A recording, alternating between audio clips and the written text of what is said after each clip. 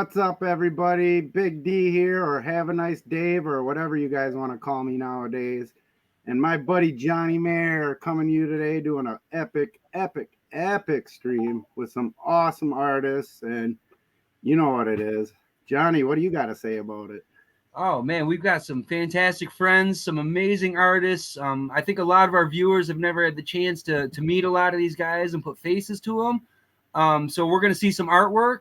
We're going to hear some stories. We're going to talk back and forth with the guys about the past, the present, the future. You know, a lot of these guys are working on live projects right now that we're still able to get our hands on. And, you know, let's show some love for some of the masters of the game. These are truly the masters of the game. So let's get this ball rolling. Let's start. Who do we want? Let's bring in Mr. Robert Ball. Bobby B, you guys might know him as our overseas connection, we like to call him. Probably one of my favorite guests to have on, my original Tops artist to come give us love. Everyone. How you doing, Bobby? Good, thank you. Hope you're doing well. Good to see you, brother. Let's see who else we got backstage. Oh my gosh, who's this? Mr. Jeff Zapata. Hey, how are you? Indy himself. If you've seen Jeff's pictures, he's got the Indiana Jones hat. He's out spelunking. This man is a busy man right here. Hey, Bobby, it's great to meet you. I actually never met you. I love your art. It's really great. Thank you. I really appreciate that. No, legendary yourself, so I'm thrilled to be here. Thank you. We're happy to have you always on, Bobby. You know that. It's always a good time when you come hang out. Who we got back here? Oh, my God, it's Mr. Chris Meeks. Hey. Hey, what's up, guys? Hey. You know, I'm a Bobby, fan. it's good to meet you, man. Yes, same. Oh, are you a fan, Jeff? Yes, Sandy and I, we were just looking at some of Bobby's videos where he does the Garbage Pail Kids live. Those are great. Oh, that's what we want to put out. We're trying to put out content, and that's what people want to see. That's why we brought you guys here today. You know, we do these things for the artists and for the community. You know, Dave and I get nothing from this other than bringing this out to you guys. And I was talking to my wife about you too, Bobby. How you were like, I don't belong with these masters, bro. Your work is something else, and I'll vouch for that. You are an amazing artist. So listen, we got one more person sitting backstage. Let's not forget this guy, Mr. Tom Bunk. Hey. Hey. How you doing, Tom? I'm still around. Yeah. We're thankful for that. Yeah. Yeah. That's the first time I'm doing something like that. So let's start right at the beginning. I'm going to start right with Tom Bunk. Tom, Mr. Bunk, thank you so much for lending your time to us. We have so many of your fans in the chat and watching live, and you know, a lot of people have never had the chance to listen to you and hear some of these stories. So how did you get into Garbage Pail Kids? How were you brought into the brand? Can you give us a little bit of your history, please? That's a long story. Well, let's start. I lived in Germany and I moved to New York in 1983. And I met Art Spiegelman, and I had no idea what to do in New York. And he brought me to Tops. Said they need some people, you know, to do cartoons.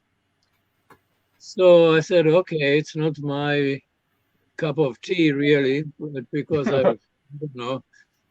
I didn't know what to do actually, because I was doing comics in Germany, and I couldn't really continue doing it in New York. So anyway, I went to Tops with Art, and that was before the Garbage Pail Kids. And so they gave me jobs like boxes to make, and then I did then they started the Garbage Pail Kids, and they did, I did back, and John did the front, and but then it became too much for him alone. So they asked me to do it, and I had to, to learn how to work in his style and so on. But I didn't really realize how big this thing was till, I don't know, series 6 or 7. I don't when I was in New York, not suddenly, but when I was in the city and I saw public toilets and they were all full with this Garbage Pail Kids stickers, and I saw all the wrappers on the floor, and then Art said to me, this is really big. And so then I realized, whatever, I mean, I had the same work to do, so it didn't make a difference. But we had really a lot to work till 88, I think. But I was, because I had a studio near Tops, which was really very nice because I could go there almost every day and to talk to Mark and Art. And so that was the nicest part, was the private relationships. And then, of course, the Garbage Pail Kids, they were just so funny and so disgusting, and we really loved it. The more disgusting, the better. And they gave me also mostly the most disgusting stuff because John didn't want to do them. And he said, give it to Tom. Threw him under the bus. With all this blood and guts and everything. Anyway, so it was, the nice thing about it really was that I could go there and have this personal relationship. And anyway, so that went till 88, I think. And then I had to look for work, and I went to MAD and worked for them the next 30 years and stuff. Yeah, so you were with Mad Magazine for quite some time, right? You still work with Mad Magazine, do you not? Well, I work for them, but not at. I mean, they don't make any new stuff. Sometimes they do, but very seldom. I made a double page just now for the birthday, 70 years, but otherwise it's not. So that was one reason why I also started to come back to the Garbage Pail Kids, because I did a lot other stuff, different stuff. I was painting, I was, doing all kind of things. But then at some point, well, I also stopped because when I worked with Jeff, that was really very, very good relationship, and we had a lot of fun, and we were talking on the phone for hours and so on. So it was really nice. But then after that, I don't know who the editor was. I had not a very good relationship with him. So I just gave it up kind of, and did my MAD and so on. Yeah, you left the community for a while. You weren't around. I mean, you weren't working on the Garbage Pail Kids, and nobody could really get in touch with you from the Garbage Pail Kids community. And then you came back, which everybody was. I remember when you came back, and everybody was like, "Whoa, Tom's in the house!" Like, yay! Like, yeah, it was Ira Friedman. Mm-hmm. I met him at a comic convention, and he said, "Why don't you start with, come back and stuff?" And then I said, "Okay, I can, see." And then I came back, and that was quite nice because I'm doing a lot of, because of the computers. Mm-hmm. In the 80s, nobody knew what's going on. It was just it's like Walt Disney. Mm-hmm. The artists, they were like in the background and so on. And so now with the computers and so on, there are many relationships and many people write and I write back. So that's kind of nice. That's awesome. So yeah. All right, well, I actually studied art, huh? No, you're fine. You're fine.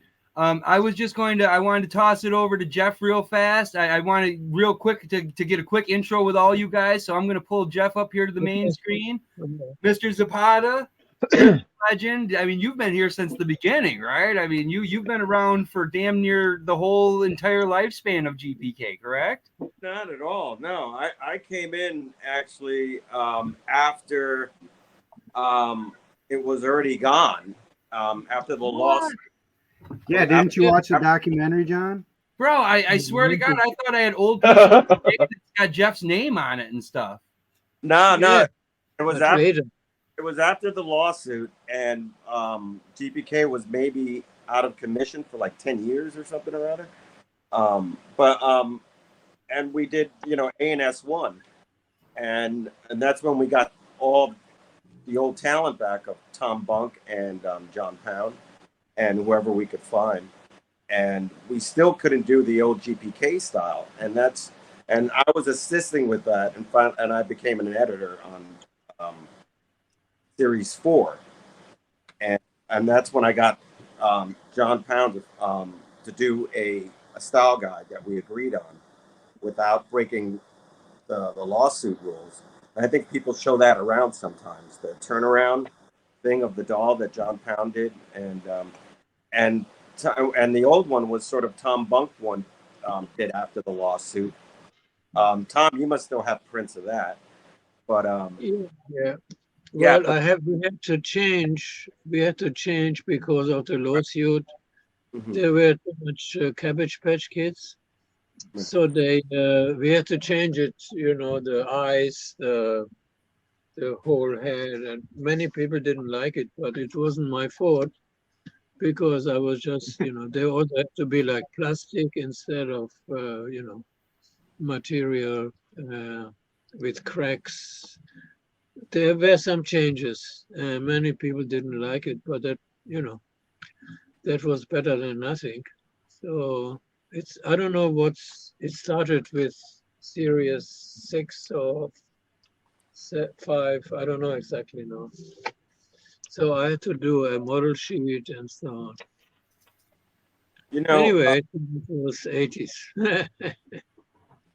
We had John Pound do another one, and we sort of loosely used some of the rules you had on yours, and then we try to make them still look like Cabbage Patch dolls, but without making them look like Cabbage Patch dolls, more like dolls, but Mhm. but with round lemon head faces and stuff like that, and so that's what we were trying to do, a compromise that was closer, and what was great about all that, if anything, was that John Pound and I think Tom didn't even want to draw the old way anyway.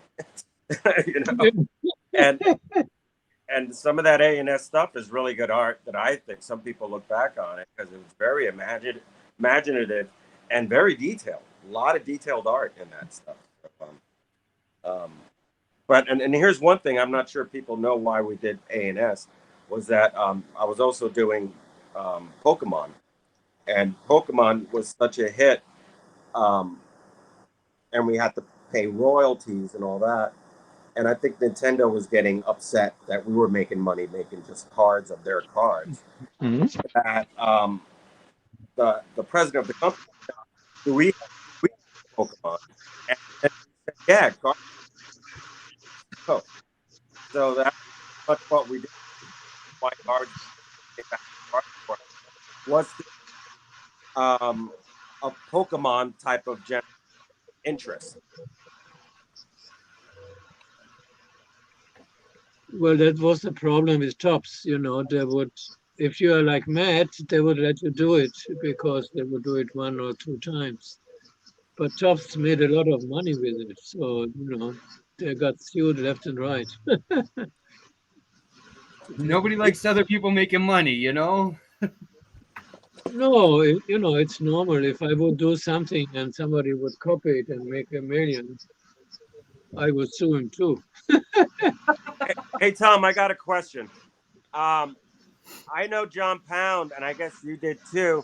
A lot of the originals was kept by Topps and then sold again by a Sotheby's sort of auction. And Auction. your artwork was part of that as well. Yeah, sure. They kept everything. Yeah, they kept my stuff too, my rough stuff. Yeah, it was later. Yeah. No. After after the lawsuit, and no, I don't know, but when Art left, because he was pissed that they are selling the originals and we didn't get anything, we didn't get a bonus or anything. So Art, he left Tops, and but he also insisted that the artists get their artwork back. That was one of, I don't know. Yeah, So Topps then we archive. got it. In the Topps archive, I actually found a book of his notes and his drawings and everything. And Ira Friedman, I think Ira Friedman, I think he was trying to find a way to get it back to him somehow. But yet the company at the time was looking at the archive to look at stuff they can sell, you know. So Yeah. that was horrible. I wanted to be a part of that at all. Mhm. You know, I was sort of like I don't know, the third one. I'm like, it belongs in a museum, you know. I just kept saying Yeah, it belongs in a museum, you know, and they sold a lot of stuff, you know. I thought was hit. Mm-hmm. That's too They bad. did so, yeah. When the auction was, I remember that. We were all pissed. But Well, that was normal then, I mean, you were glad to have a job. So, but thanks goodness, I have a lot of sketches and that I still have, and I kept everything. So, because I can't throw out anything. Tom, what's so great about the archive? You get to see a lot of the stuff that never made, you know. And it was like, Yeah. and I know there was a few of yours. I think there was one with like nursery rhymes, something like that. And I think Oh, yeah. We get one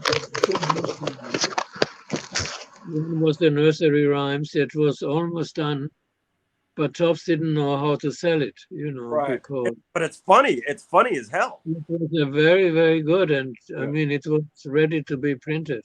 Maybe I should make. I have everything here, so Oh wow. maybe I should make copies. I'll Yeah. chime And in and say yes, you should make copies and you should sign them. And I'll bet you everybody in this chat would blow it up right now because everybody wants them. yeah, they're not Garbage Pail Kids. They're more in the style of fairy tale books, Oh, But that's right. it's Funny. done beautifully. It's like a Disney-esque type. Yeah. It's like a funny Disney type of thing, but it's also like violent. You know, it's Well, great with Tops. You know, they always try to like we're doing educational, but it's violent. You know, so I don't know, but it's funny. I think that Mark was into that, into violence. Yeah. No, the illustrations are kind of like sweet. I made him sweet, but with guts and It's like everything else. Goldilocks and the Three Bears, and they're like eating Goldilocks alive or something. Yeah, it's very. You know, stuff like that. You know, Yeah. and it's like a rhyme or something. Yeah. Well, I could make books. I would have to make copies, and I don't know. I should maybe. And I I have it. I got another question though. When you're ready. About candy. I know you did some candy artwork, like box stuff. Yeah, I did a lot. Yeah. I did a lot of different projects for Tops. As I said, I was like the house artist. Whenever they needed something, I would have to do it, and It was like could you and be Jay Lynch, right? You and Jay Lynch were like the house artists there. Like you would yeah, do gags. You would do yeah, paintings and stuff, right? yeah. We were like all the time used, forward, and there was lots. I mean, I did whole series of candy stuff and all kind of the toys. What was that? Cheap toys. Mm-hmm. I don't know. There were many. Did they do that Beanie Babies spin-off thing, but they did a candy kind of thing of it or something like that with bears or something? Yeah. Well, what I did, See, before I did the Garbage Pail Kids, I did a whole series of Gross Bears. I don't know if you know it. They And were an that insert. Didn't they put some of those as an insert in one of the sets later? Didn't they have a couple of them that they used? yeah, but they were actually buttons that you would carry with this, you could put on. And they were not stickers, so they were like round. And yeah, I did a whole series with a box and with, and that was next to the Garbage Pail Kids. So I don't know. There are so many things. Tom, I just thought of something that's really funny. It was like a private joke between you and me. Remember the spaghetti troll one that you did of the spaghetti? Yeah. And then I said, True. "Wow!" I said, "I did that same gag without knowing it subliminally that it Yeah. came." And then we started like seeing if we could do the same spaghetti gag differently in each GPK thing, like each series. Yeah. We kept doing like, let's do a spaghetti head, and it was called the spaghetti. We kept trying to do it different ways, just funny.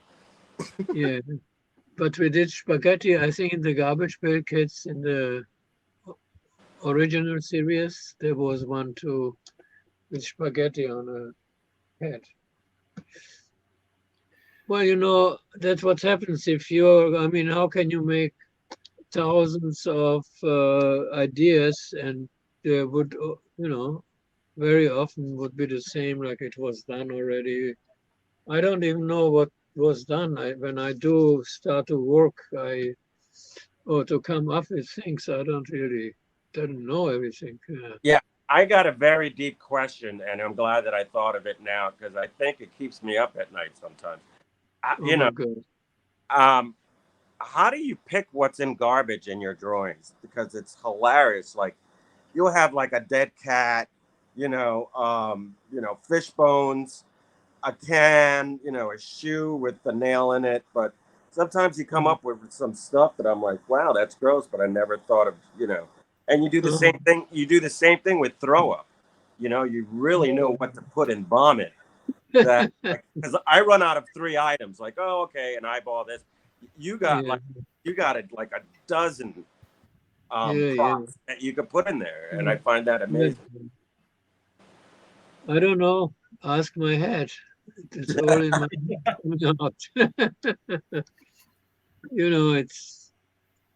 That's why I always have too much stuff. I can't keep myself from putting more and more stuff on the picture, like what I'm doing now. Again, I have to control myself and take it out. When you were growing up as a kid and going out in the streets, did you see like garbage cans and sewers and stuff like that just had really cool I grew up in paradise. type of thing, or? Yeah. No, I grew up in in Croatia, next to the sea. It's like Puerto Rico. Wonderful weather. You go every day swimming. I grew up That explains the fish like bones. really paradise. Huh? That explains the fish bones. I always see you with the fish. Yeah. No, I grew up really very happy. So it's not that I do have a little aggressive streak in my drawings and stuff. I don't know where it comes from. And you're also science and sort of like instruction of science through art in a sort of I don't know how to explain it, but it's sort of a Mad Magazine type of way, but in a very intelligent way. I don't know. It's funny. Yeah. You mean the cartoons that I made? Yeah. Oh yeah. Yeah, this one. Yeah, and and remember we're in the museum. I met up with you in the museum when you had it in the. You're right. Oh yeah, and there are things they are all related to science, but in a funny way, But it was not like Garbage Pail or Mad. And I did a lot of this, science things I did also school books, believe it or not, with very nice drawings, and but they were always funny. Yeah. I did a lot of different things. You know, I So are you enjoyed like it. biology and anatomy? Because I've seen you do some GPKs where they're cut in half, and it's almost like an anatomy book type of layering that kind of detailed, kind of thought out, well thought out Yeah. type of thing. Gross. Well, I look a lot on references. You know, I have a lot of books about anatomy and stuff. But also when I do anything, when I do a ship, when I do an airplane, when I do a coffee pot, I always go to I have a picture library, Right. though now I use Google, but then I had a picture library, and then I would use a lot of catalogs and all kind of stuff. I know Because if you every know art. how things look like, they give you ideas, what to do. I And was that's why, thinking about like the reference library every art the old artists used to have, and yeah, you're always taught to take clippings and cut things out and put it in a book. Women, looking up, women on I know. bicycles or whatever, that sort of thing. And what's weird is sometimes you look for reference now on Safari or whatever, but I don't think it's the same kind of reference you would get from a clipping, and from back in the day. You know what I mean? Yeah. I had a lot of like geographic magazines here. I mean, I had them all starting with, I don't know, 19 or 10 or so. But I Wow. threw them all out because I couldn't. It takes so much room. And I go now to Google, and they really have very, very good references. And sometimes, especially when I did the science stuff, it was very helpful. But now too, I just go to my computer, and instead of going to my library, because it's too much, I have to look like 1 hour just to find this one picture or that. And I get it like 2 minutes in Google. Yeah. You get reference now. You're like close enough. All right, that's good. Yeah. Yeah. It's, reference, it's very helpful because, as I said, they give you ideas also, while you are looking at it. And I was always interested in, to give it a humoristic bent, something funny about it. Tom, Something, you know, Tom, did you Chris Meeks ever? no, No. I don't Oh, he's my remember. good friend and my drawing partner on the book. He's a fantastic illustrator, you name it, painter. Yeah, Oh, yeah. So, Yeah.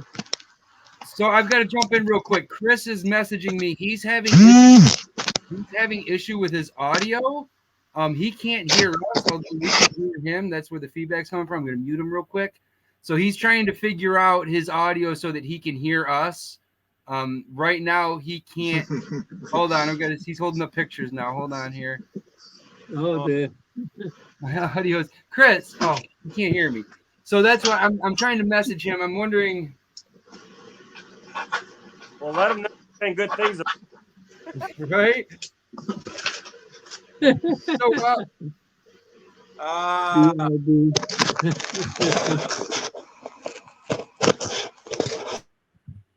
we can hear him. That's what's funny about this is we can hear him. So while I'm chatting with Chris real quick, I'm gonna bring over here Bobby B because I do want to talk to Bobby for a minute too.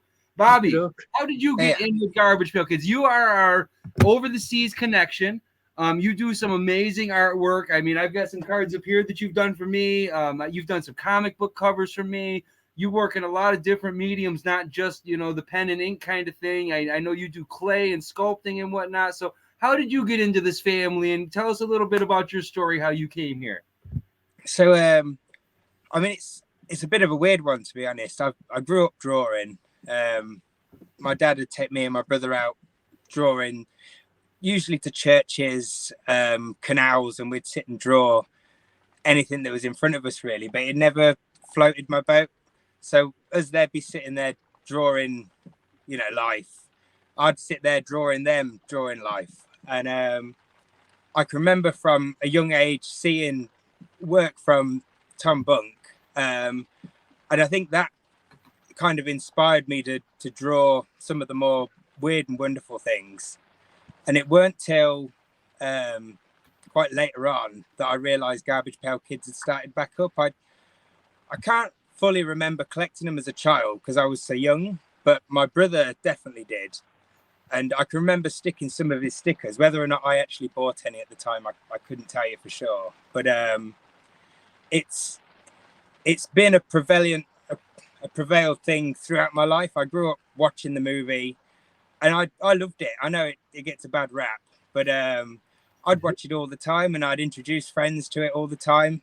And it's just been constant. It's been a constant in my life, really. So when I realized Garbage Pail Kids had come back, I jumped straight on it. I didn't realize there was Facebook groups for it or anything. So once I realized, I joined them, and then I saw there was a convention called Geek Extravaganza in Rotterdam, and Tom Bunk was going to it. Wow. So I hopped on a plane, flew over there by myself, and had the honor of meeting Tom and Vincenzo, who goes by Shenders, I think you'd pronounce it. Tom, do and, you remember meeting Bobby? And then I went several times.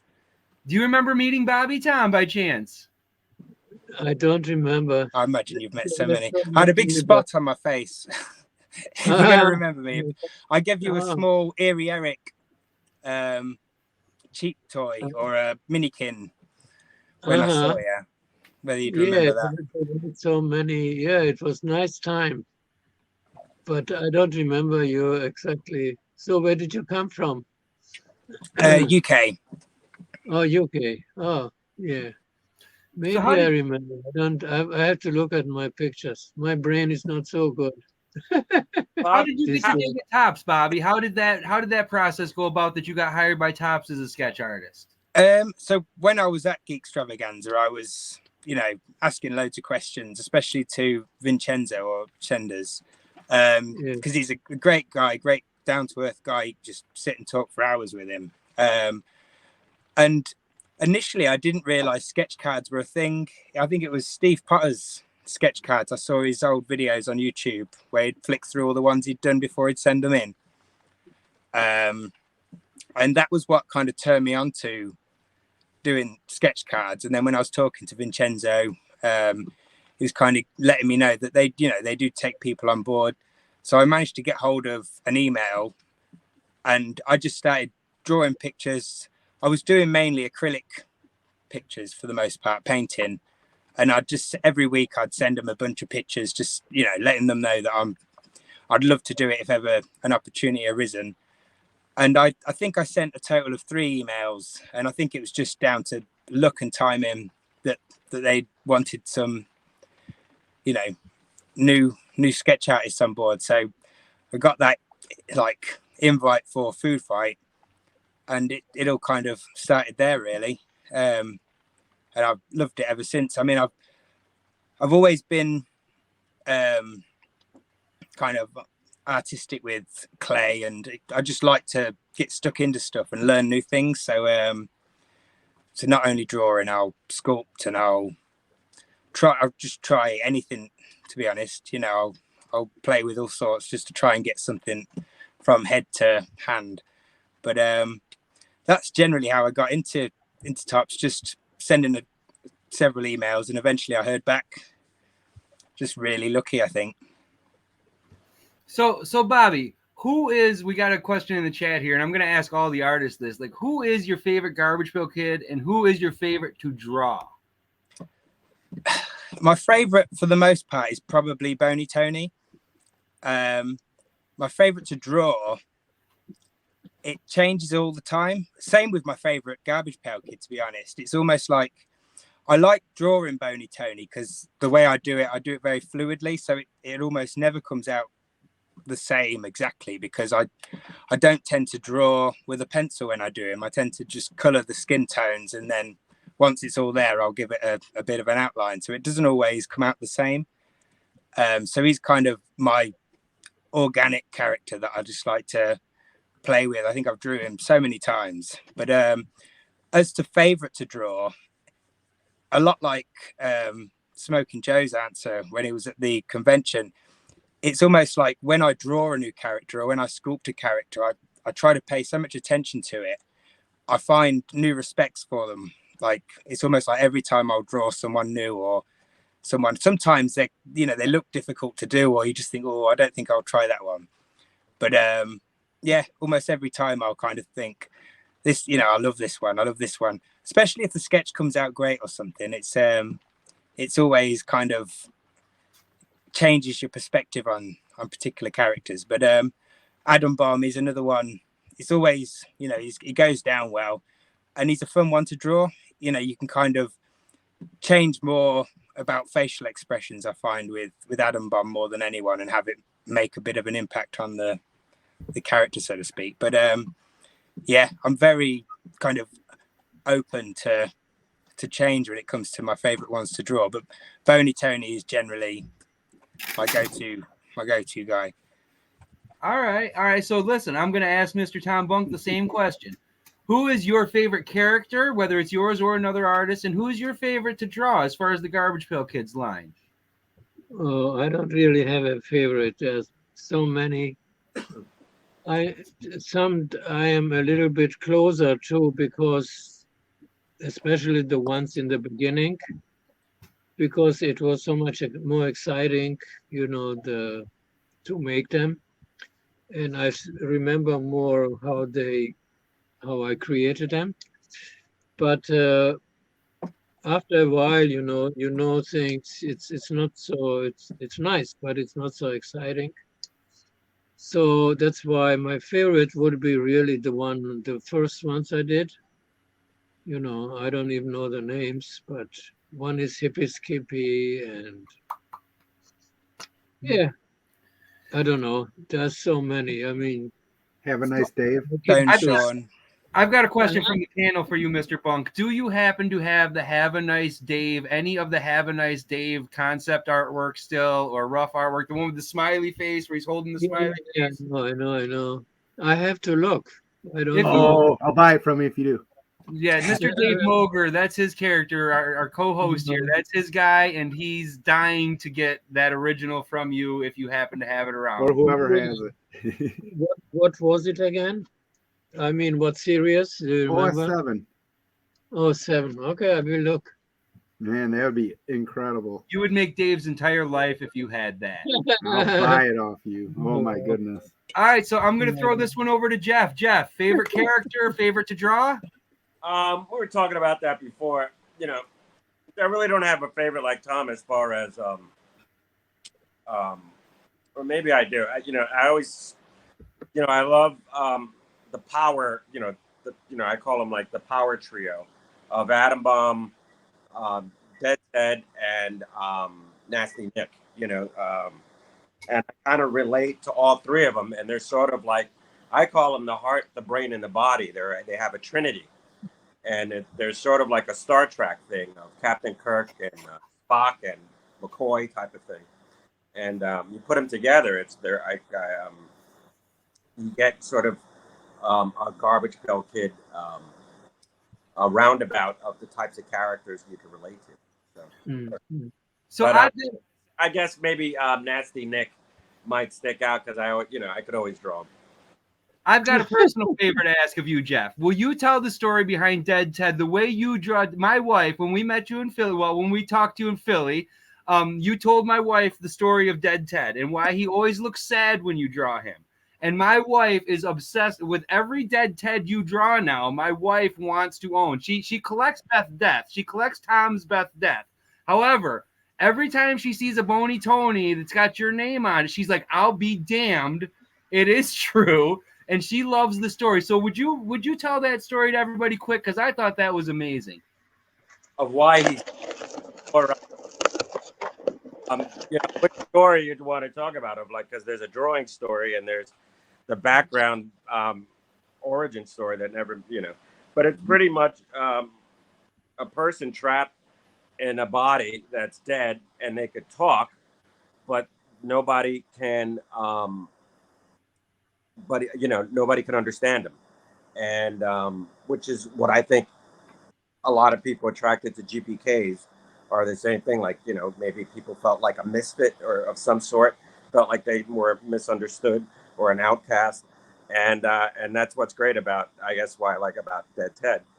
And I always thought of him as a normal kid, or not a normal kid, but a GPK trapped in a body where he can't really express himself as he thinks. He's actually really intelligent. And he's really sad. So he's always sad because he's actually beckoning to be understood. Please don't be afraid of me. Come, and he's trying to. And if you look at the GPK comics I'm doing, and I told Chris, I said the whole thing, like we got to make him look sad even when he's happy.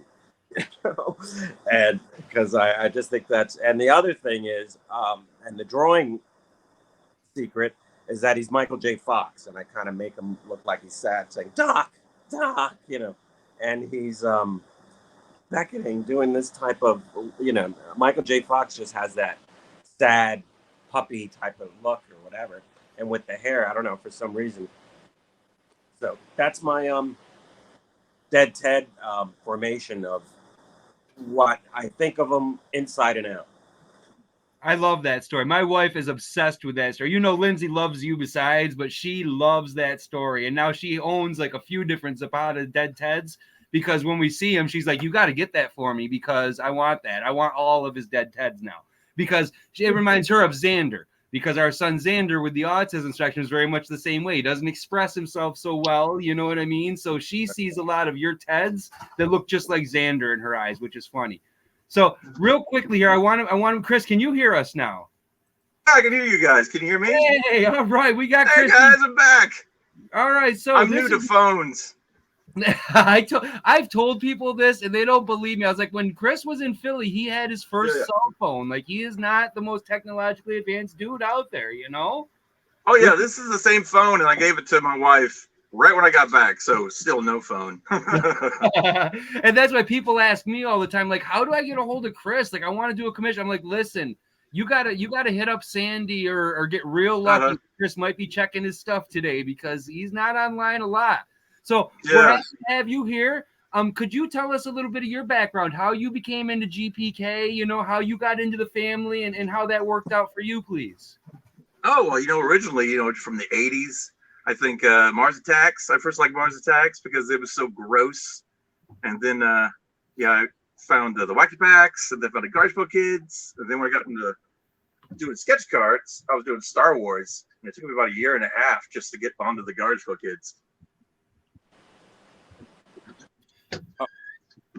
So who's your favorite Garbage Pail Kids character, and who's your favorite to draw? Oh, someone that's really busy, like I like doing Dead Ted and semicolon. I really love doing semicolon. Any excuse to do semicolon. Really? That's an awesome. Yeah.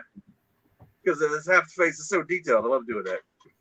So did you collect as a child? You're the same age as all of us. Like, were you in as a kid, into OS series and all that? Same kind of. I had more of the Wacky Packs. My parents wouldn't let me have Garbage Pail Kids. So I just had to watch all the other kids collect theirs. So now I'm old enough, I can have them. Mm-hmm. Mm-hmm. I was a Wacky Pack guy too, in the 70s, Get my dad's paper, the change, get some Wacky Packs, and that was like probably my first love affair to Topps cards of, besides the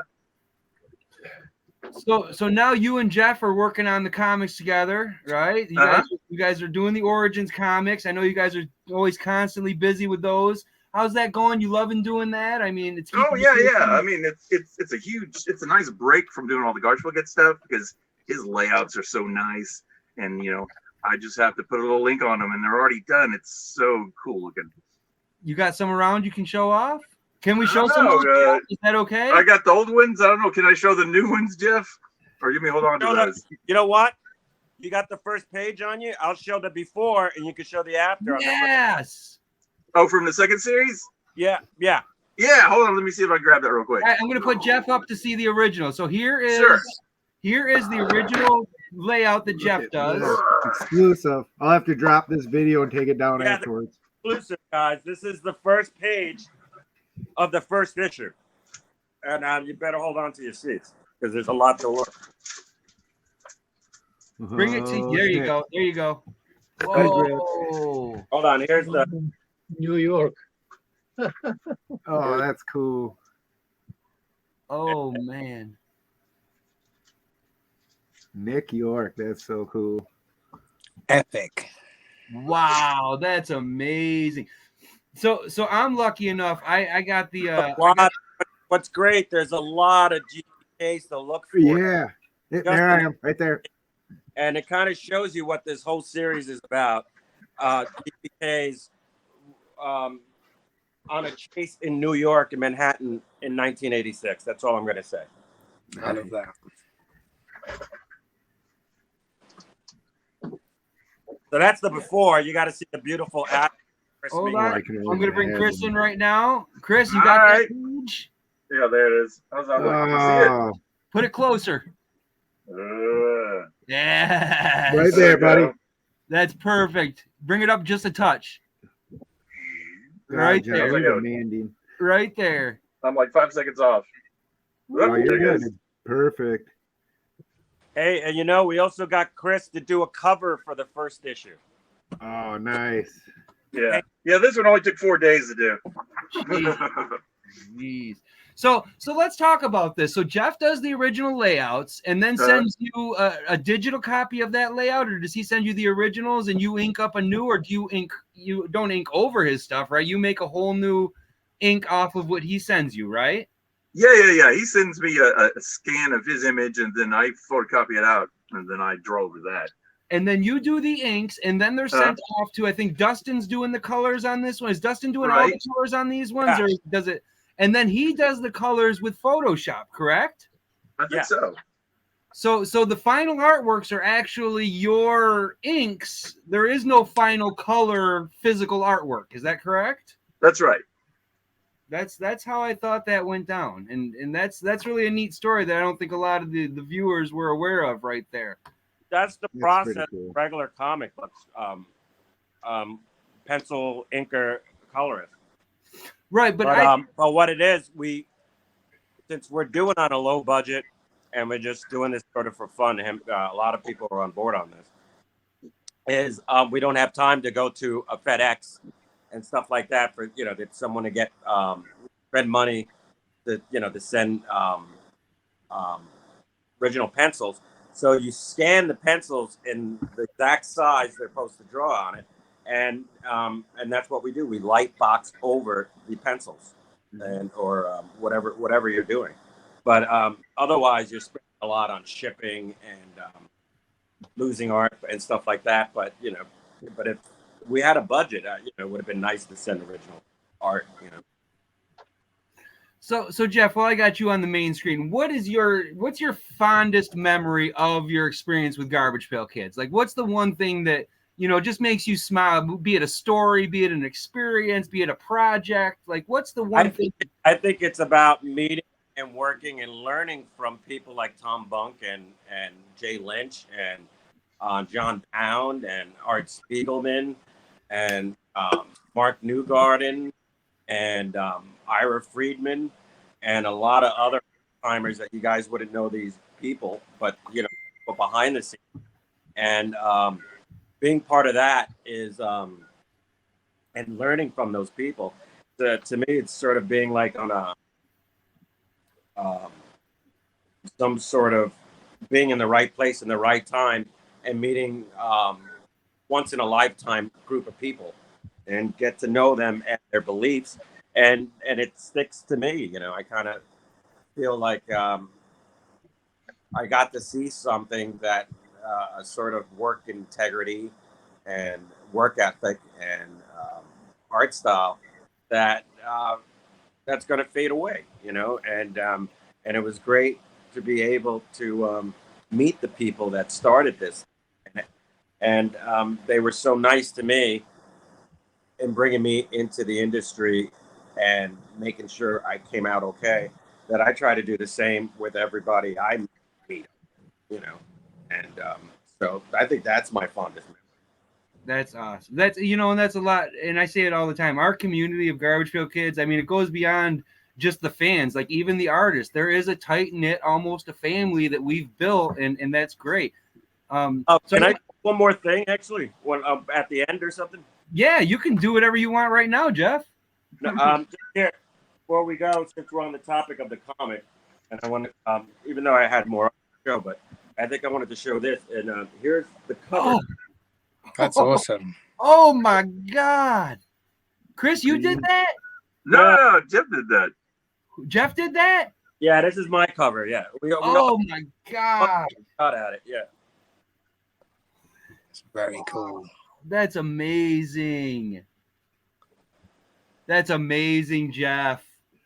Is that for the first issue or the second issue? This is the first issue, I think. Yeah, the first issue. Because there's always multiple covers, right? Right. Yeah, I have another cover. Tom has one. So Tom has one? Hold on. So yeah, and here's Tom's. Yeah, there you go. Oh, jeez. Awesome. All right, let me go get mine real quick. Yeah. Oh my God. Chris just said he's going to get his? Yeah. Mine's not as good. Oh my God. This is amazing, you guys. This is amazing. Yeah. Nice. How cool.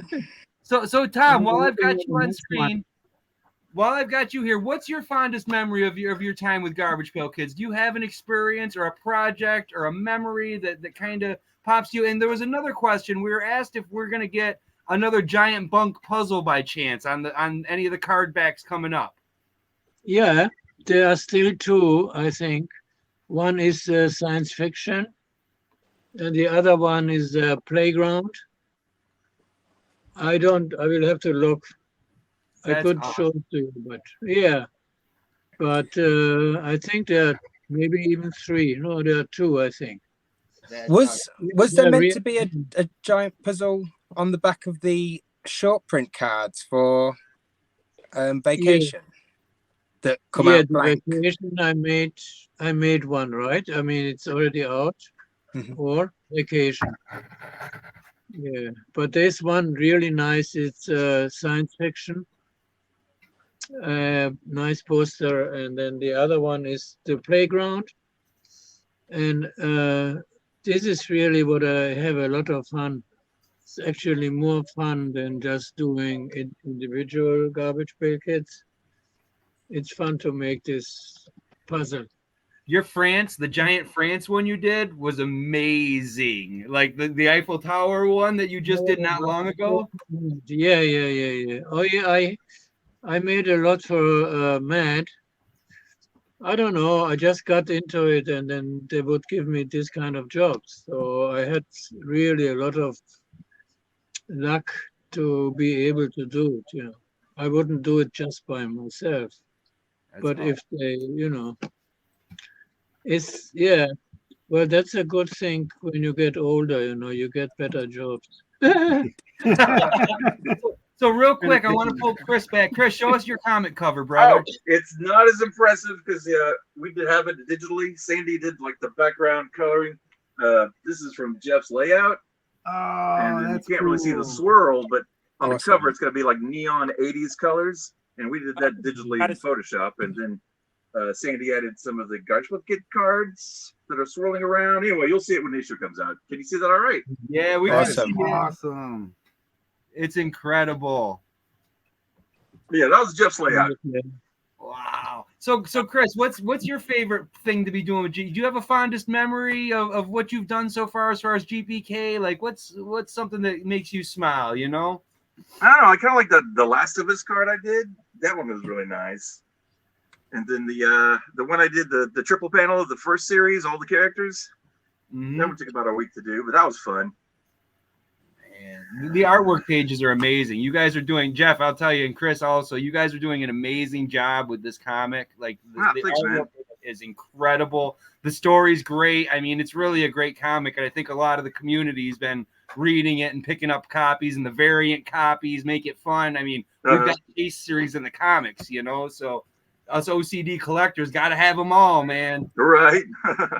This series, I gotta say, Chris and I think are at our best, and we got a rhythm, and I can't express how much I love working with Chris and how much what it is. Everybody is sort of ironing, sharpening iron, where we kind of want the next person to like what they see, so they can try to put something else on top of it as well, and it's cool, and it just becomes this last series, the product that's coming out, I think Chris will agree, is just heads to toe better than the first.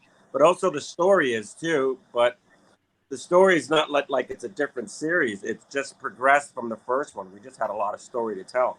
And I got to say, Adam and Hans, the story, if you didn't buy the first one, you're going to love this one.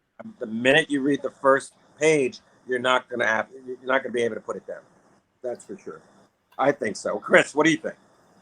Oh yeah, absolutely. I mean, it looks great, and all the detail and all the pages. I mean, every time I get a new page, there's tons of stuff on there I got to draw. We love seeing that. Yeah, it's a killer. As far as I'm kind of glad when we got into the sewer, man. Right? Isn't the sewer better than being in the streets? I know all those bricks take just as long, man. There's all this brickwork in the sewers. Oh, I got to draw all those bricks.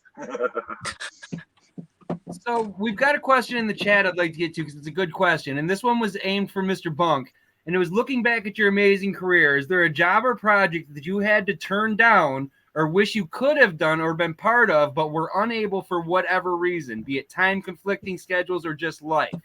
What was your white whale job that got away? I don't really know any of that. No, he got Garbage Pail Kids. But I could in general say that the jobs, I would have offers for jobs that for a lot of money, and I usually would reject them because they were just no fun, because the people, they have too much power to tell you, you know, you do this, you do that. So all my jobs that I had, I had a lot of freedom, and that was really the most important thing, and not so much the money. I did jobs, or I do jobs for very little, but you know, if they are fun, that's what I do. Yeah, that's what my, you know, second check is the happiness. That's an amazing answer. That is such a perfect answer, Tom, because I hope you know how happy your artwork makes us. I mean, but it comes out, yeah. What you've put together over the years, and I'm a Slasher Asher fanatic, as you know. You've done it. You got a slasher for me right over here, and your artwork it's a different kind of artwork. The original series, my wife collects Beth Death, so we both actually PC one of your characters, which is pretty funny. Yeah. And you've touched a lot of lives and made a lot of people happy with what you've put out, and it's great to know that it's not all about the money. It's about, you know, what you have the freedom to do and express yourself. Yeah, I mean, that's what the most important thing is, you know. And I would advise everybody, you know, if it makes you happy, the viewer, he will, you know, get it, you know, the energy that you put in, and very important for me. Yeah, there are all kind of different, you know, ways to approach this. When I came to New York, I had no idea what I would do. I didn't know anybody. And so little by little, I got into it, and that was perfect. Yeah. I was never super famous that I, you know, would have, you know, I just was myself always. You know. I think that's good, important. You know, life is short. So I got another question here from the group.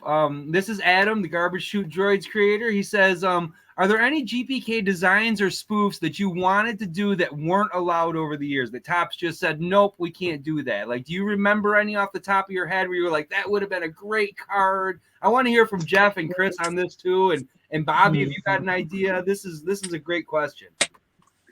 Well, one I remember was the Garbage Pail Kids with the finger.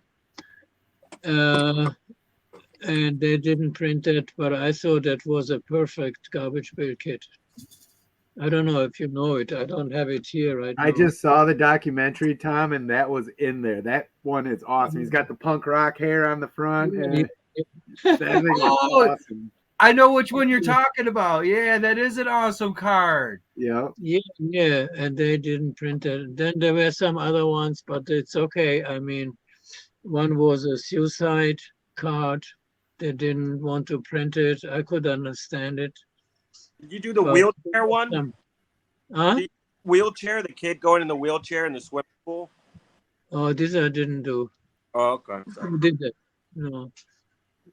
Then Pound, he did with Lincoln with the hat. I don't know if you remember. That was the 16th series lost. Yeah, very old one. They didn't print. There were some that didn't do, but many they did reprint them again. You know, I don't know what series, but so well, it's all right. I mean, do you have any of those originals still, or the roughs for any of those?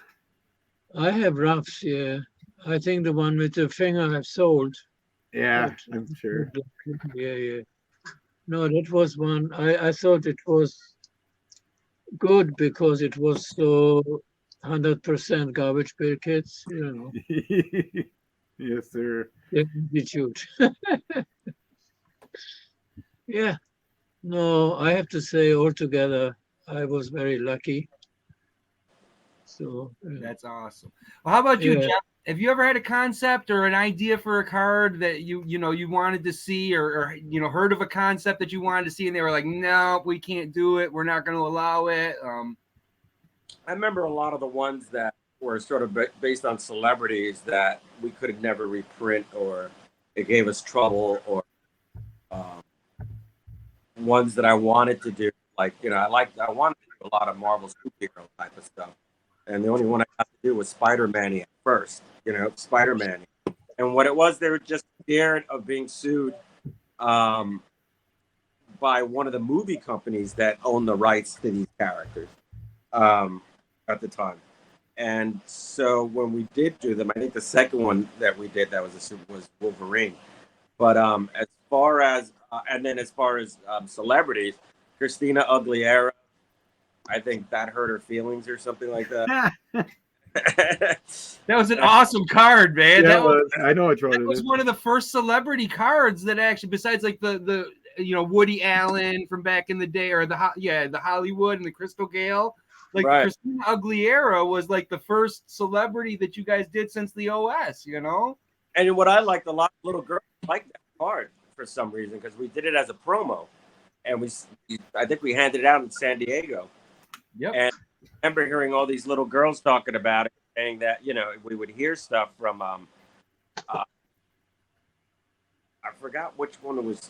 Somebody just had sort of their ear to the rail of some kind of kids thing, but they were saying that it became popular with girls in school, and because they weren't being forced to look like a pop star, they were making fun of it, and it just sort of gave I guess girls who felt pressured being Christina Aguilera something to laugh at. So, that one kind of comes to mind, even though it became a restricted card.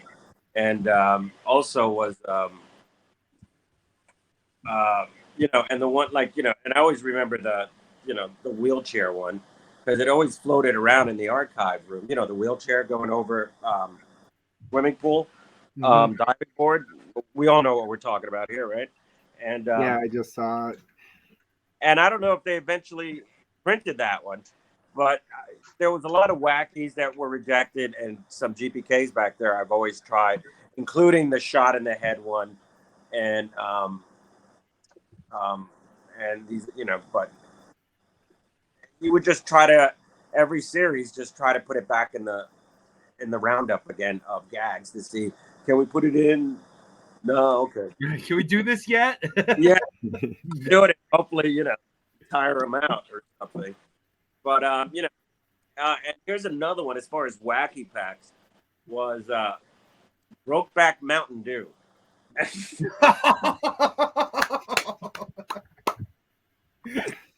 And Jay Lynch and I did it as a joke, as like nobody, it just made us laugh, and we started making fun of it, and we said we could, I remember we were just, I think we came up with it when he was visiting the weekend or something to see art, and then I said let's do it, and he brought in the gag.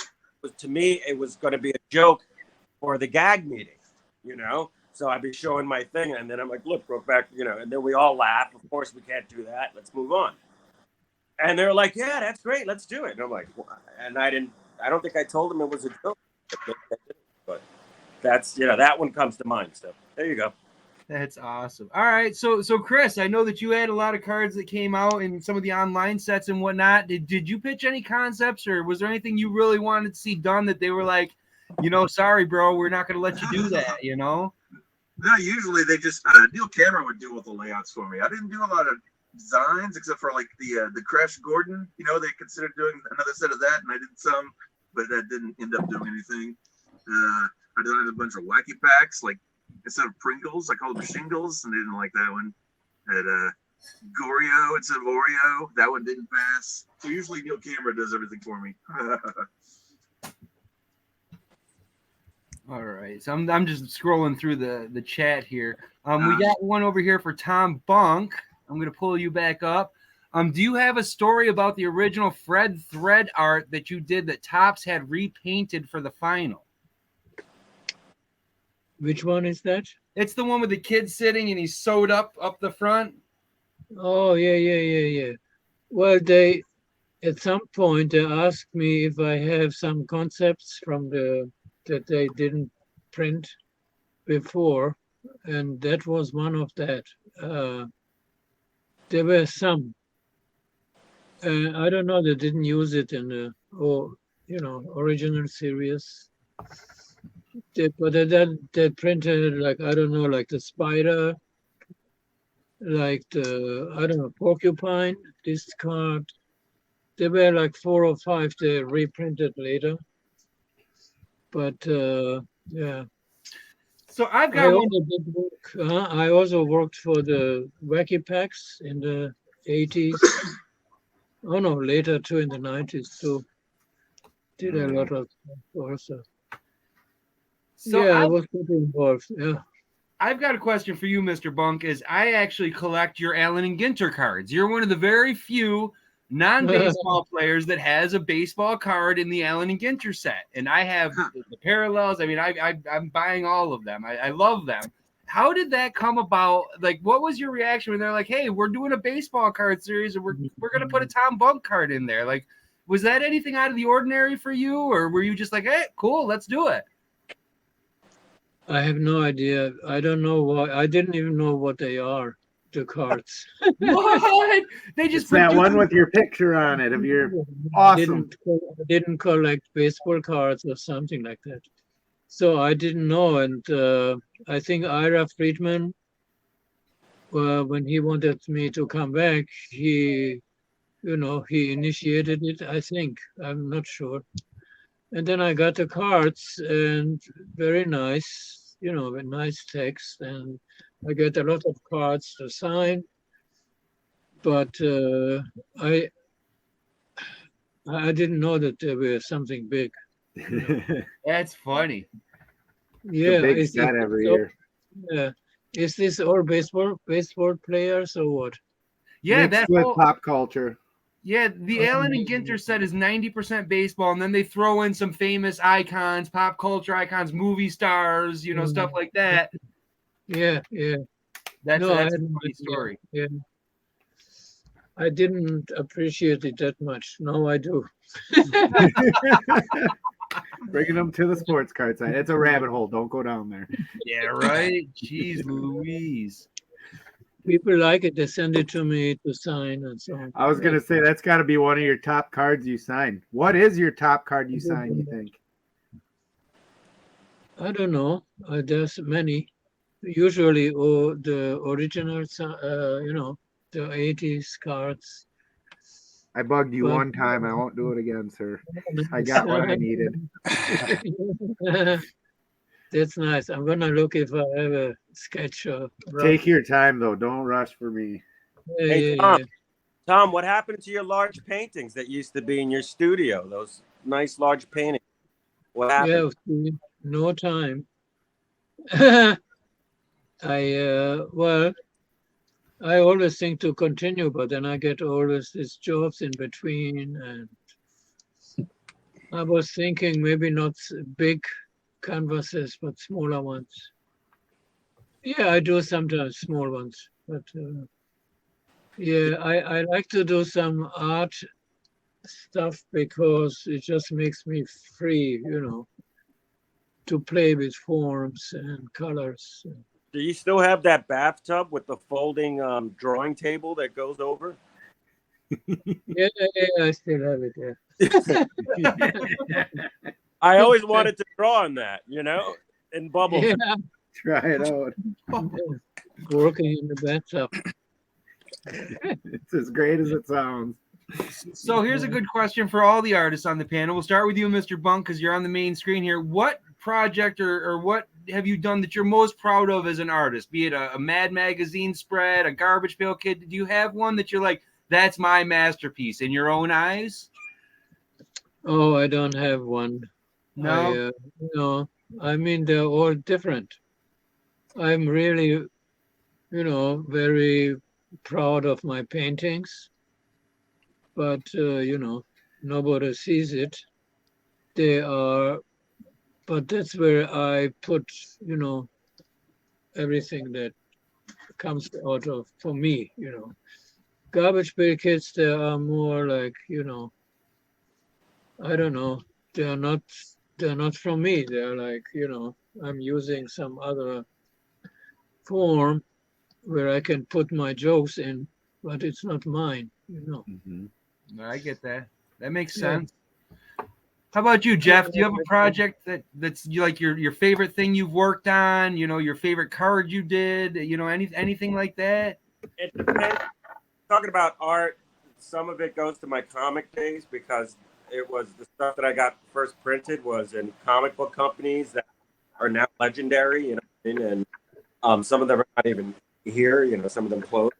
But and I'm kind of proud to have been in that generation, and since I had kind of a lot of lives. And then in my top stuff, I guess doing the Star Wars souvenir magazine when it first, Star Wars Episode 1, because that thing was on every newsstand from all over America, and my name was on there.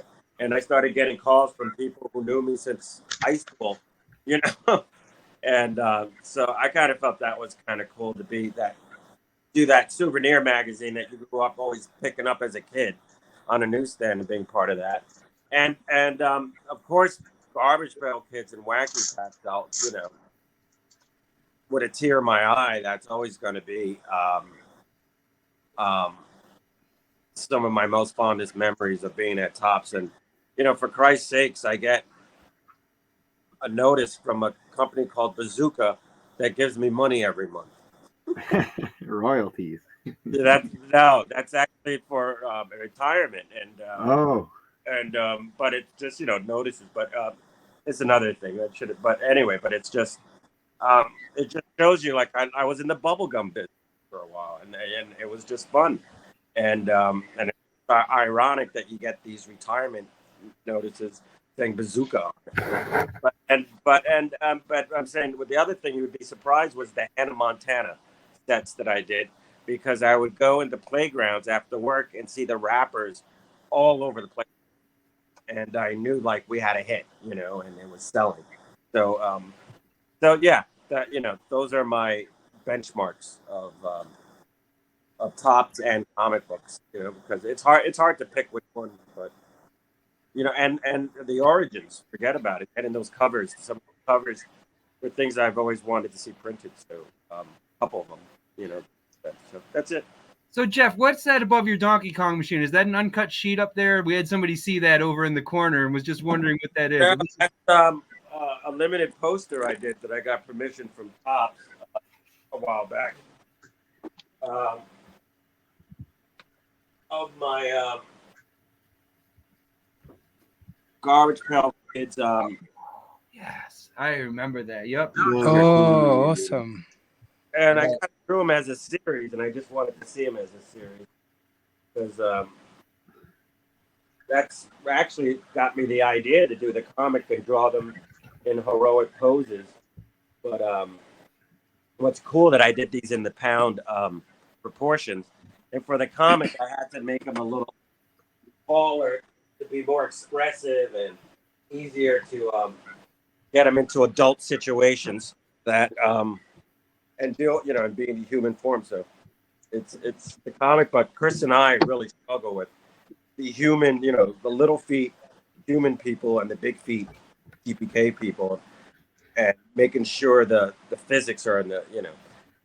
So that's great. I love working with Chris Meeks and Dustin Graham. That's another, to me, a big plateau. So, you know, that's I just dig working with everybody on this set. So that's, and I really highly suggest people to please help support our efforts in the last few months, but 6 months or whatever it's been, and pick up the first issue. We really think that you guys are going to more than your money's worth of story and art, and you're really going to, like, if you love Chris Meeks' art, you're going to really see it in this, because we sort of draw everything to complement each other, you know, to make sure you see who we are. And I really think this comic book is going to show something different for, you know, people. You know, you're going to see what you wish you saw the first time.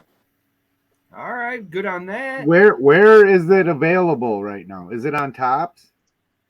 It's going to be where they haven't announced it, and let me announce it right now.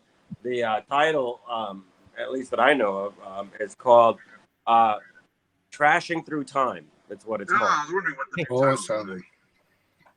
I call it TT, you know, like, you know, TTT, Trashing Through Time, and I think that's an Adam title or Hans title.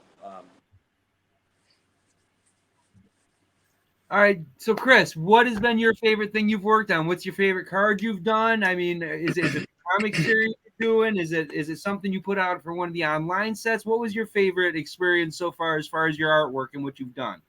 Well, you know, when I met Sandy, we started collecting cards like in '92. So we collects like the first Star Wars Galaxy and like the first Marvel Spider-Man set. So I got to do one of the Star Wars Galaxy set cards, which was really cool.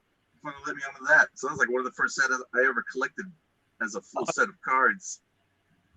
Can you see that? Awesome. Yes. That's cool, bro. I really love Chris's Marvel movie cards. That's when I first, I think, contacted him, and I think I told you about that, right? Wasn't it like your Marvel stuff? And I said, "Wow, you know." Oh, I did a lot of those. The DCU for like the Cryptozoic. We did that DCU set. That's what they wouldn't let us do any of the Marvel celebrities. Are you talking about the celebrities, or are you talking about like the yeah? Well, they stuff? look like movie. They almost look like, you know, realistic. You know, they weren't the comic book. You know. Yeah. They looked movie.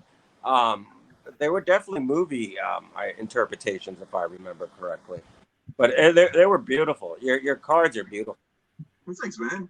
That's those take forever. What's that? And so that's a fact. Your work is amazing, bro. You are the next generation master. You know, we've got the original masters online, and you are the next generation master. So let me pop over here real quick to Bobby B. Like, what's something you've done that you're, you know, incredibly proud of, incredibly happy about, you know? Everything I've done with Garbage Pail Kids, I'm extremely proud of. I feel like it's my biggest achievement in life generally. What I'm working on at the minute, it's a bit super top secret, but that is, I'd say, my biggest achievement so far, so long as everything continues in its trajectory and comes out. But I mean, it's closely linked to these guys, which obviously many of you have probably seen. I remember when you even dropped make those videos on my of, channel. Sure. but they're fit inside PSA cases, so it looks like they've been squished. That's kind of on a similar vein kind of thing, but it's a bit super secret. So that's what I'm most proud of, but I can't really talk about it. That's okay. We're not trying to get you in trouble. Dave and I were talking about that how your artwork transcends like just the paper and pen and ink and painting. Like you do a lot of sculpting and you work with a lot of different mediums. So that really brings you into a whole different level from a lot of the artists that just do the pen and ink or the color sketches and stuff like that. So it's really a lot of fun to see your works. You know, those boxes you were making are amazing. Yeah, I was just gonna show mine off. I got an epic one. Somebody put me on the big screen. Bobby did this one for me. I That's love cool. it. It is so boom. I That's got awesome. the backwards camera, but these things are just incredible. Nice. I saved my Boney Joni cards in that now. That's where they all go. I love that thing though. So another question from the lobby here is we're probably going to go down the artist list with this one. Was there a project or character you were asked to do and you started like just not liking it at first and then ended up loving it when it was finished? You know, you brought an idea that you were kind of iffy on and made it into something that you were really proud of and really enjoyed by the time it was done. I don't know. Oh, some of these are off the cuff. I apologize. You're like trying to ask him who his favorite kid is. Yeah, well, I'm trying to get some of the questions from the community. They're coming up in chat. I like to make sure that everybody has a chance to ask their questions. So I totally understand. You know, if nothing comes to mind, not a problem at all. Let's try it. Jeff, do you have an answer for that one? Anything you disliked at the beginning or you just didn't think was going to fly, and then by the end of it, you were like, "This is great. This is coming out exactly." You know. And I'm, I'm going to be completely honest, even though it probably doesn't look good on me, was that when I first, well, it's actually, but when I first did sketch cards, I made a rule that could draw on sketch cards were people that were already associated with Garbage Pail Kids in a certain sense, and little by little I started trickling that. But when it finally opened the floodgates where anybody can do it, I thought that it might go off the rails where people are going to start making their own prints and selling stuff and not respect the rules, because the whole thing, what thrilled to me was about, they were worried about fans taking cards and making their own product out of it or something like that. I don't know what, but something around it. So when they finally made it open to everyone, I was just curious, like, I wonder how it's going to pan out. And it panned out great. So, and it was just great to see how it blew up, where it gave anyone a chance to express themselves in a genre and a hobby they like doing. And it became something sort of folk art, that a historic moment of folk art almost. Mm-hmm. You know what I mean? Almost like, those, when people collect quilts that were made at a certain era. You know what I mean? People will collect these, like those quilts of a certain era, because it's folksy. It's people taking something and making something out of it and expressing their lifestyle sort of through that art. To me, that's folk art. I don't know. Love it. That's a great answer.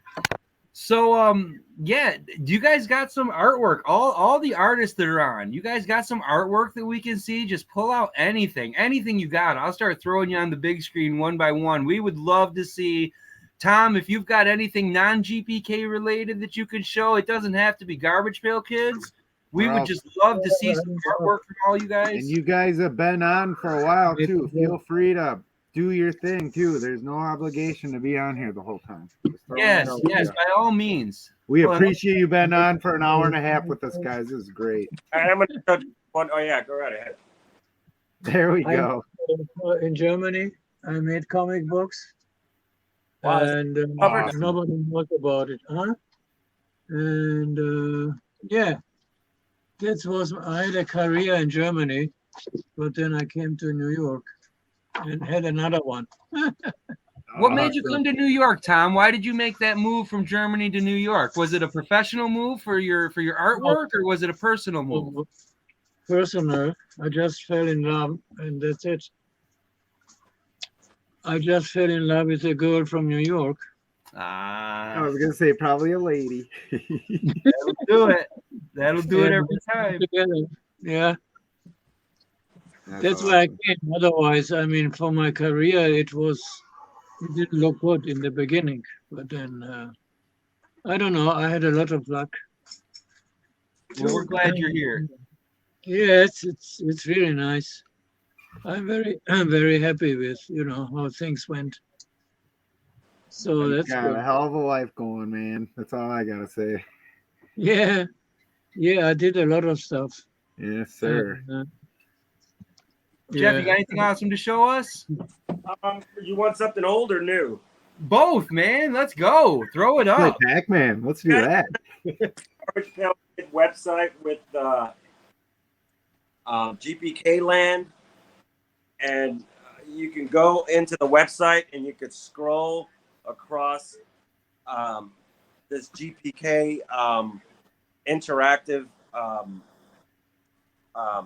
town. It was like GPK town or something like that. Was anybody around during those days? I guess not. No one ever heard of it? I remember. I know exactly what you're talking about. Those were the old Garbage Pail Kids underground days. Yeah, but it was actually, when Tops actually tried to make a website for Garbage Pail Kids that was interactive, like almost like a video game, and it was animated. You would walk down these. Oh, here's one here. Well, here's one for this where I think they made it to the part where they get to the amusement park, but so I had to plan it out for them to scroll. So I still have it. So it first starts with the city, and then you'll see they get into an amusement park, and I actually took the card images and just pasted it on them. And then they had animators, I think, copy this. That's cool. And wow, that's amazing. When they get on the, and then I would write animated ideas. This was a Tom Bunk and I did of the, and they animated it. Was the shark throwing up the kid? Yeah. Yeah. I always like that one, but so that's like a really oldie but goodie thing. And here's another part that shows a lot of A&M. Teletubbies. That's awesome. This is amazing. I like how you did cut out the cards. That's awesome. And it was just how to tie them all together for an animated thing. And as far as again, because I'm trying to push the new series. Let's go. You got to see how Chris inks this page. But right now, I'd rather just show the pencils so you guys could go out and get Chris inks and see how it looks. That pick. But here, that looks really good. That is awesome. You guys are doing an incredible job on this comic, Jeff, Chris. If Dustin watches this, it's outstanding. It's absolutely amazing. The artwork is absolutely amazing. And what I love about it is it's the classic characters, but it's like a new style. You know what I mean? It's not the exact same John Pound original OS looking style. You put your own spin on it, and they're really beautiful characters that you've come up with. Well, this whole new first issue, well, all of them, we got to sort of go back to the John Pound style and stuff because there's so many John Pound characters that come out, and Tom Bunk characters that come out in these first few issues. So there's so many cameos. It's unbelievable. Chris and I are so busy. It's unbelievable. That's awesome. All right, Chris, show me some artwork, man. Show our viewers something you're doing because we love your stuff, man. No big deal. See, I got like on my table here. I'm drawing while I'm talking to you guys. I got Ultraman. Wow. Can you see that? Wow, that's amazing. That's awesome. Your detail work is amazing, man. Thanks, man. you see that? This is the charity card for Wow. the Rancho Obi-Wan. Childish Gambino. Let's see here. Hey, Chris, do you prefer drawing realistic or what kind of style is your favorite? Oh, it really depends, you know. Like for a week, I like the realistic, and then get bored of it, and I like to do Garbage Pail Kids. I know what you You know, mean. at least doing multiple stuff. If I get tired of it, I can try something else. Here's a piece I did for Gears of War. Me and a guy did it for I don't know if you can see that. It's huge. What? Anyway, that was for a competition. Do a screensaver for him, and we came in third. Wow. You came in third? Yeah. Holy crap! The winner must have been freaking incredible. That's It was all amazing. digital, and you know, I was still doing pin and ink stuff. Holy crap! That is beautiful, man. Thanks, man. Ooh. And then I just did this festival poster for a local music festival. It's called the Hot Water Hills. Wow, that's beautiful. That's awesome. Wow. Look at your lettering. That lettering's beautiful. Oh, thanks, man. Because Wow. Sandy did the coloring for it. It's so groovy, kind of. You know, it's a groovy. You can see the possum at the bottom there. I had to take him on later. Do they color it? Somebody else colors it or something? Sandy colored it. Sandy's Chris's wife. She's an Yep. equally talented artist, and she Wow, does yeah. amazing color work. If you guys don't Oh, yeah. know, Yeah, she used to do like crochet artwork and had her stuff in the Smithsonian. That was before I did anything. Wow. No big deal, right? No big deal, just Smithsonian. Chris was telling me stories a while ago about Sandy actually taught him a lot about his coloring work. Chris is an ink master, as we all know, and he Yeah. wasn't very good with coloring at all. And his wife, Sandy, they both went to art school. That's how you guys met. Is that correct? In art school? Oh, yeah, together? yeah. We met on the first day of painting class. Yep. And, you know, she was taking color theory, and I was like, I don't need that. And then now I was like, show me how to make a red. Yep. So Sandy taught Chris a lot about coloring and blending and stuff like that. And Chris shared that story with me, and I thought that was pretty amazing. I loved hearing that story, as a matter of fact. Wow. So, Mr. Bobby B, you got any artwork there you can show off, brother? Sculptures, artworks, anything that's not top secret? I've got things. Most people may have seen them if they're subscribed to my YouTube channel. This is something I'm currently working on. That's awesome. Oh, It's that's a ginormous. Trying to get there. Now, is big this clock. clay, Bobby, or is this resin? How did you This do is that? resin. Yeah, this is painted resin. It's kind of packed with a real clock in there. This is the second one I made. The first one, I siliconed just clock parts in there, and the clock just couldn't keep the time, which That's is awesome. just what you need. Is right two times a day. So this is a new one that I made like a cast of the original clock that I did, and so yeah, this is kind of a repainted one, but I'm still taking my time with it just because I've got so many other things on my plate. It's kind of sitting on the back burner.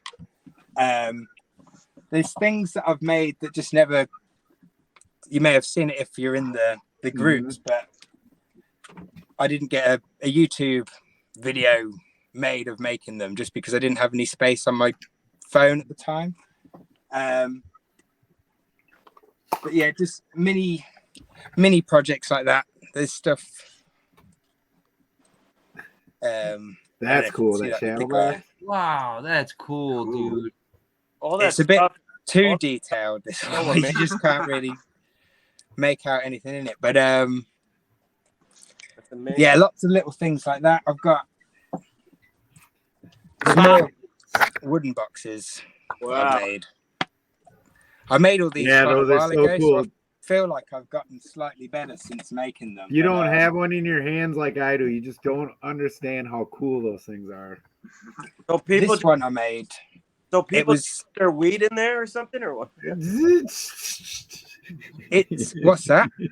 And those boxes, people just put their weed in it or something, or Hey, did you not see Joey here enjoying that little spliff? And Show yourself. That Dave. got turned into a bong.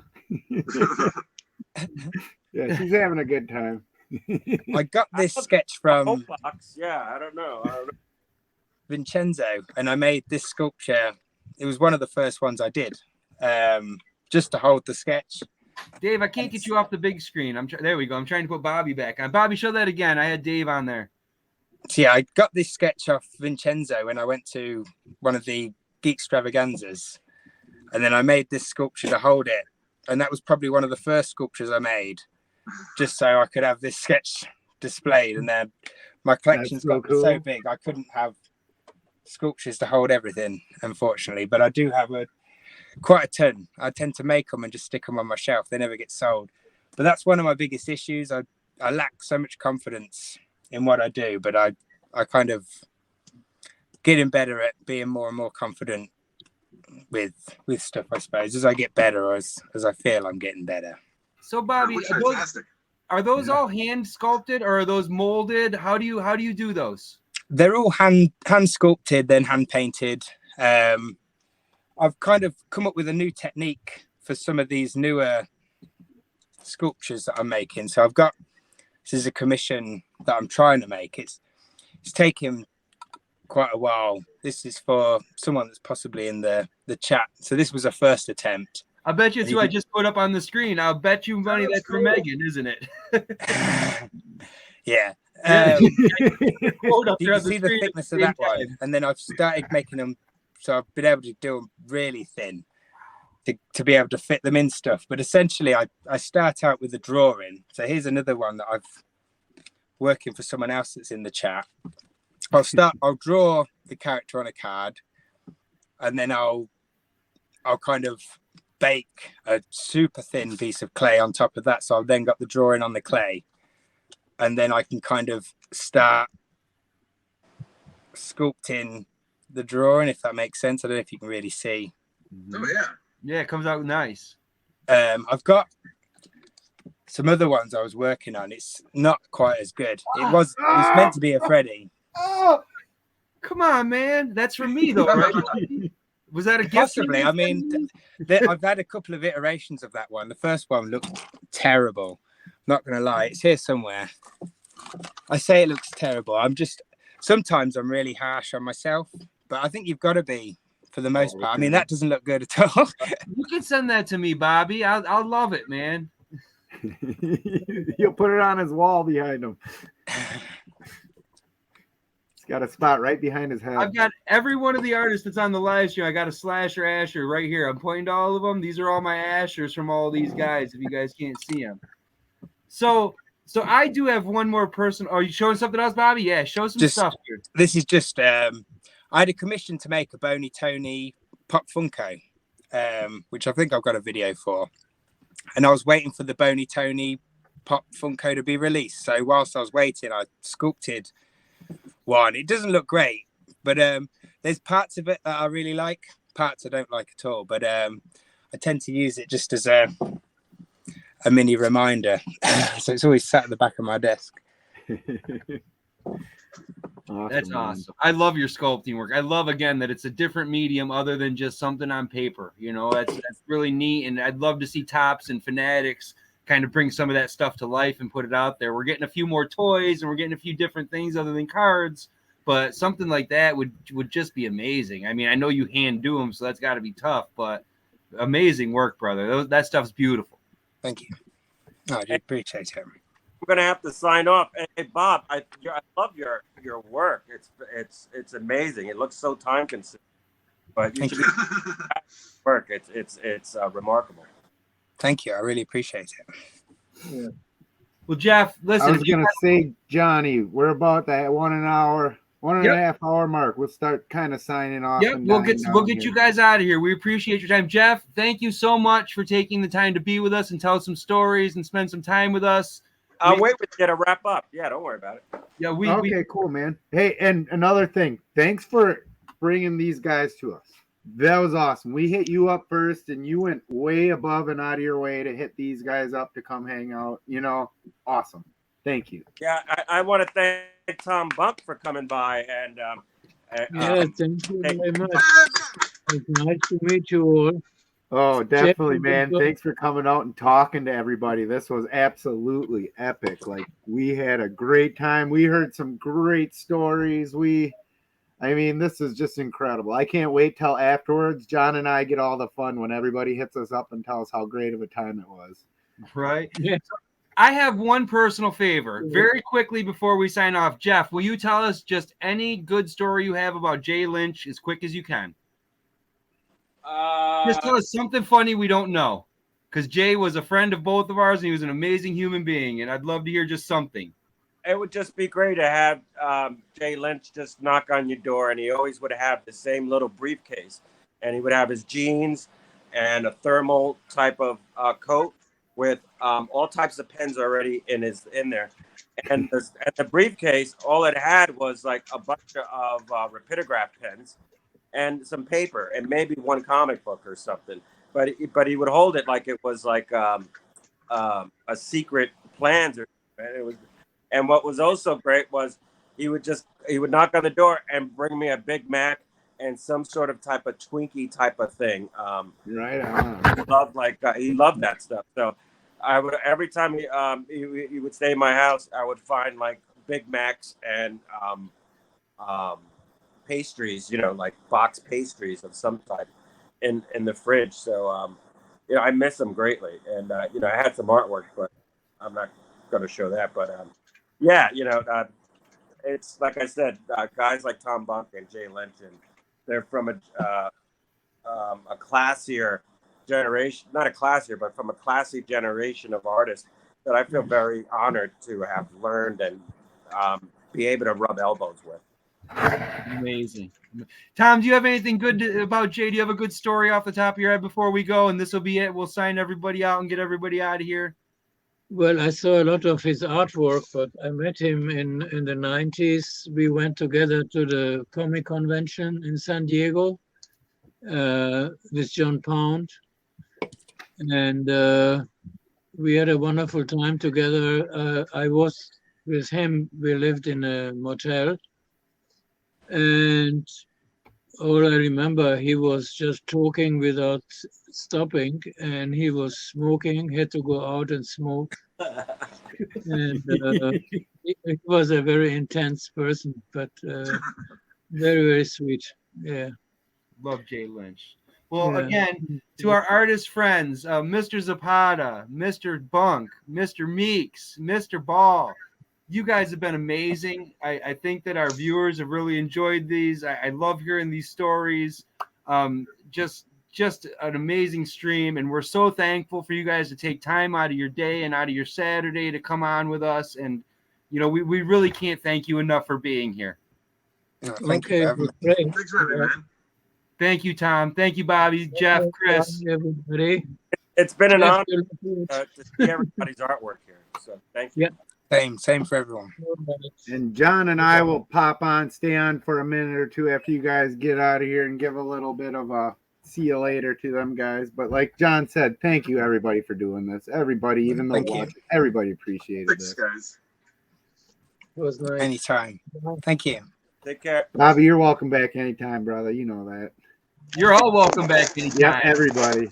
See you later. Bye, guys. Thank you, Tom. Tom, Chris, you guys have been absolutely amazing for us. Thank you, guys. Send my love to Sandy, Chris. Bye, Tom. Thank you so much. Man, what? So that just happened. Yeah, that was an absolute great time. Thank you for our guests. We got some pretty intimate stories there. We got, just absolutely incredibleness. Like, I'm in jitters. I still got to go live after this and do some Garbage Chute Droid opening. And I'm just.